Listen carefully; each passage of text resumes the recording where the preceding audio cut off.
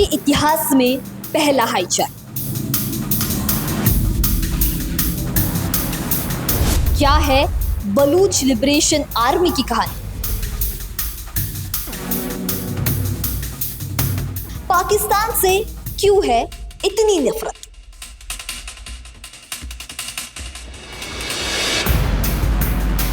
क्या खुद के ही कर्मों की सजा झेल रहा है पाकिस्तान? ये वही बातें हैं जो आप बीते 24 घंटे से सुन रहे हैं, लेकिन सवालों का जवाब क्या है, इसके पीछे की वजह क्या है और आखिर ये पूरा मसला क्या है?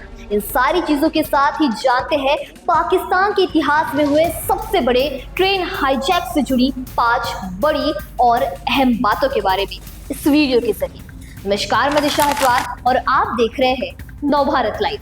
11 मार्च 2025 ये वो तारीख है जब दोपहर करीब 1-2 बजे के दरमियान पड़ोसी मुल्क पाकिस्तान में कोटा से पेशावर जा रही जाफर एक्सप्रेस के रास्ते में बम धमाके से रेलवे ट्रैक उड़ाया गया। ट्रेन सुरंग में रुक गई और हमलावरों ने उसे अपने कब्जे में ले लिया। बलूच लिबरेशन आर्मी यानी BLA नाम के एक संगठन ने ट्रेन हाईजैक की जिम्मेदारी ली। पड़ोसी मुल्क पाकिस्तान के इतिहास में पहली बार कोई ट्रेन हाईजैक हुई, या यूं कहे 200 साल के ट्रेन के इतिहास में शायद ही ऐसी कोई घटना हुई। बलूचिस्तान में दशकों से उबल रहा गुस्सा एक बार फिर आतंकी आग के रूप में बरसा है। बलोच लिबरेशन आर्मी और अन्य अलगाववादी संगठनों ने हाल ही में जाफर एक्सप्रेस को हाईजैक कर 182 यात्रियों को बंधक बना लिया। इस हमले के पीछे पाकिस्तान और चीन के बीच बढ़ते आर्थिक गठजोड़ को अहम कारण माना जा रहा है। BLA के हमले के खिलाफ सुरक्षा बलों के चल रहे अभियान में 80 बंधकों को रिहा कर दिया गया। बचाए गए 80 लोगों में 43 पुरुष, 26 महिलाएं और 11 बच्चे शामिल हैं। लेकिन सवाल ये है कि बलूच लिबरेशन आर्मी क्या है, इनकी विचारधारा क्या है और क्यों इन्हें पाकिस्तान से इतनी नफरत है? तो इसके लिए हमें जाना पड़ेगा करीब 25 साल पीछे। 25 साल पहले साल 2000 में बलूचिस्तान को पाकिस्तान से अलग करके एक स्वतंत्र देश बनाने के लिए इस आर्मी का गठन किया गया था। पहली बार ये संगठन 1970 के दशक में दुनिया के सामने आया था। जुल्फिकार अली भुट्टो की सरकार में बलूचियों ने अपनी बगावत शुरू की थी। जब जिया उल हक ने सत्ता पर वापसी की तब इस सशस्त्र बगावत को खत्म कर दिया गया। इसके बाद ये बगावत फिर साल 2000 में शुरू हुई, जो आज तक चल रही है। इस संगठन के लड़ाकों ने पिछले कई सालों में पाकिस्तान में कई बड़ी आतंकवादी घटनाओं को अंजाम दिया है। धीरे धीरे ये चीन को भी अपना निशाना बना रहे हैं। नवंबर 2011 में BLA के लड़ाकों ने सरकारी सुरक्षा बलों पर हमला किया था। इसमें 14 सैनिकों की हत्या कर दी गई थी। इसके एक महीने बाद ही दिसंबर 2011 में BLA ने पूर्व मंत्री मीर नसीर मेंगल के घर के बाहर कार बम स्फोट किया था, जिसमें 13 लोग मारे गए और 30 लोग घायल। वही साल 2013 में BLA ने पाकिस्तान के संस्थापक मोहम्मद अली जिन्ना के घर पर रॉकेट हमला किया और वहां पाकिस्तानी झंडे की जगह अपना झंडा फहरा दिया। इसके बाद साल 2015 में BLA ने यूनाइटेड बलोच आर्मी के करम खान कैंप पर हमला कर 20 लोगों की हत्या कर दी। हालांकि अब सवाल ये है कि आखिर बलूच लिबरेशन आर्मी को पाकिस्तान से इतनी नफरत क्यों है?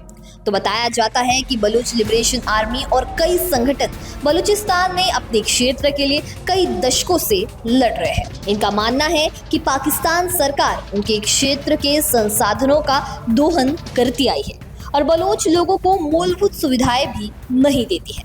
BLA का दावा है कि पाकिस्तान सरकार हमेशा बलूच लोगों के प्रति दुर्व्यवहार करती आई है और उनका संगठन इसी के खिलाफ लड़ रहा है। इस बीच BLA और अन्य बलोच अलगाववादी संगठनों ने चीन के खिलाफ कई हमले किए हैं। चीन के इंजीनियरों और चीनी कामगारों को निशाना बनाना इस गुस्से की बड़ी वजह बताई जा रही है। स्थानीय लोगों का आरोप है कि चीन द्वारा लगाए जा रहे मोबाइल टावरों का इस्तेमाल जासूसी के लिए किया जा रहा है।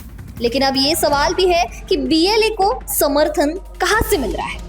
बलूचिस्तान पाकिस्तान का एक बड़ा प्रांत है और यहाँ की आबादी भी अधिक है। इस क्षेत्र में बलूच लिबरेशन आर्मी की हर गतिविधियों का जबरदस्त समर्थन प्राप्त है। यहाँ की नई पीढ़ी भी इस एजेंडे से जुड़ी है और उनको अपना समर्थन दे रही है। यही वजह थी कि 2006 में पाक सरकार ने इस संगठन को बैन कर दिया था। साल 2024 में भी पाकिस्तान ने इस आर्मी को चरमपंथी संगठन में शामिल किया था। बीएलए जब 2000 में बना था तब इसकी सैन्य ताकत लगभग 6000 लड़ाकों की बताई जाती थी। हालांकि समय के साथ इसके सदस्यों की संख्या में गिरावट आई है। मजिद ब्रिगेड बीएलए का एक खास आत्मघाती दस्ते का ग्रुप है जिसमें लगभग 100 से 150 आत्मघाती हमलावर शामिल बताए जाते हैं। बीएलए की कुल सैन्य शक्ति का अंदाजा स्टैनफोर्ड यूनिवर्सिटी के आंकड़ों से लगाया जा सकता है। आंकड़ों की माने तो बीएलए के पास वर्तमान में 1000 से 1500 लड़ाके हैं। कुछ नई रिपोर्टों में कहा गया है कि बीएलए के लड़ाकों की संख्या घटकर सिर्फ 600 के करीब रह गई है। बता दें कि चीन पाकिस्तान इकोनॉमिक कॉरिडोर की शुरुआत साल 2015 में चीनी राष्ट्रपति शी जिनपिंग और तत्कालीन पाकिस्तानी प्रधानमंत्री नवाज शरीफ ने की थी। इस परियोजना का उद्देश्य क्षेत्रीय संपर्क, व्यापार और कम्युनिकेशन को बेहतर बनाना था।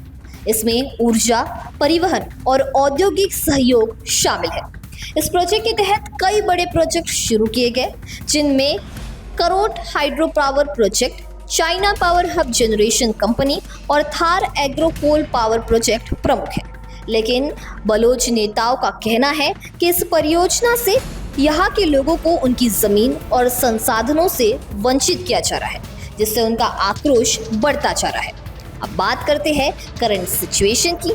तो फिलहाल जाफर एक्सप्रेस पर हुए हमले के बाद पाकिस्तान सरकार ने बलोच विद्रोहियों के खिलाफ बड़ा ऑपरेशन छेड़ दिया है। धादर इलाके में सुरक्षा बलों ने कोबरा हेलीकॉप्टर और फाइटर जेट्स तैनात कर दिए हैं। पाकिस्तानी सुरक्षा एजेंसियों का कहना है कि अगर बलोच विद्रोही सेना के खिलाफ कोई कदम उठाते हैं तो इसका सख्त जवाब दिया जाएगा। दूसरी ओर बीएलए ने यह स्पष्ट कर दिया है कि अगर सैन्य कार्रवाई जारी रही तो सभी बंधकों को मार दिया जाएगा। बता दें कि बलूचिस्तान का मुद्दा बीते कई दशकों से पाकिस्तान के लिए सिरदर्द बना हुआ है। चीन के बढ़ते प्रभाव और बलोच अलगाववादियों की नाराजगी के चलते यह मुद्दा और संघर्ष गहराता जा रहा है। पाकिस्तान सरकार इसे आतंकवाद करार देती है, लेकिन बलोच संगठनों के अनुसार यह उनकी स्वतंत्रता या आजादी की लड़ाई है। सवाल ये है कि क्या पाकिस्तान बलूचिस्तान के असंतोष को दूर कर पाएगा या फिर यह संघर्ष आने वाले सालों में और भी विकराल रूप ले लेगा। इसको लेकर आपकी क्या राय है हमें कमेंट सेक्शन में जरूर बताइए। वीडियो पसंद आया होगा तो इसे लाइक और शेयर करना ना भूलें और ऐसे ही तमाम अपडेट से जुड़े रहने के लिए बने रहे नवभारत लाइव के साथ।